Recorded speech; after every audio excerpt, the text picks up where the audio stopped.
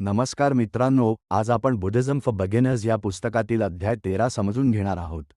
या अध्यायात आपण भावना कशा काम करतात, राग, तणाव, भीती आणि दोष भावना कशा हाताळायच्या हे सोप्या भाषेत समजून घेऊ. शांतपणे ऐका आणि आपल्या जीवनाशी जोडून पहा.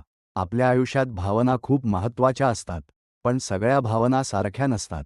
काही भावना आपल्याला पुढे नेतात, तर काही आपल्याला खाली खेचतात. उदाहरण: प्रेम, दया, समज या आपल्याला शांत करतात. राग, मत्सर, लोभ या आपल्याला त्रास देतात.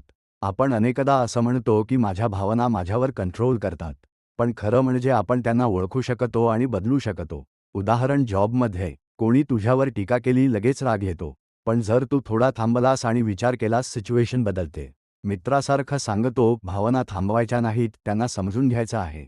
आपल्याला काहीतरी हवं असणं चुकीचं नाही, पण हे मिळालंच पाहिजे असा हट्ट प्रॉब्लेम आहे.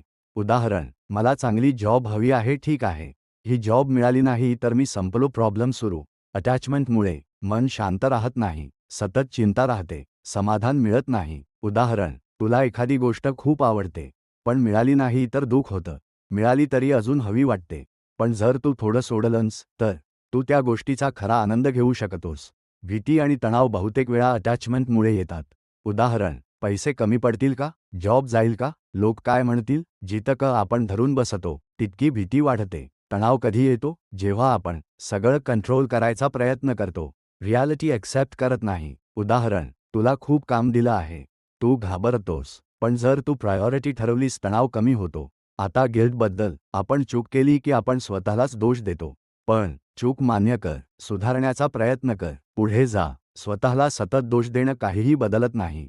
आता हे वापरायचं कसं? पहिली गोष्ट अवेअरनेस, तुझ्या भावना ओळख. दुसरी गोष्ट थोडा पॉज घे, लगेच रिॲक्ट करू नको. तिसरी गोष्ट स्वीकार, जे आहे ते आहे. उदाहरण: घरात वाद झाला, शांत राहा. ऑफिसमध्ये प्रेशर आहे, प्लॅन कर. चौथी गोष्ट रोज थोडा वेळ शांत बस. श्वासावर लक्ष दे. पाचवी गोष्ट इतरांबद्दल चांगलं विचार कर. भावना आपल्याला चालवत नाहीत, आपण त्यांना समजून बदलू शकतो. थोडं शांत राहा, थोडं सोडून दे, थोडं समजून घे. हळूहळू तणाव कमी होईल, मन हलकं होईल आणि जीवन सोपं वाटेल. या चॅनलवर तुम्हाला बुद्धांच्या धर्माविषयी जास्तीत जास्त ज्ञान देण्याचा आमचा प्रयत्न आहे. नवीन बुक समरी आणि नवीन अध्यायांसाठी चॅनल सबस्क्राईब करा. व्हिडिओला लाईक करा.